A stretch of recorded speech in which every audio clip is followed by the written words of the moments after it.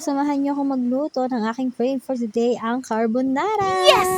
Hindi na dapat natin patagalin pa at umpisahan na natin ang digmaan sa kawali. Dating gawin kayami, una ang sibuyas bago ang bawang, sinunod ko na nga rin ang ham at mushroom. At nang maluto na nga ang lahat ay nilagay ko na ang nestle cream. Ayan, 2 nestle cream. Gigil na gilak kasi ang tagal niyang maubos. Ang tagal niyang matapos.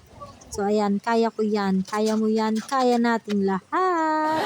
At sinunod ko na nga rin ang gatas. Hindi na ako naglagay dyan ng cheese kasi ayaw nila ng maalat. Pero pagkaluto ako na lang ang maglalagay para sa aking kakainin. Kasi mas bet ko yung cheese. Diba?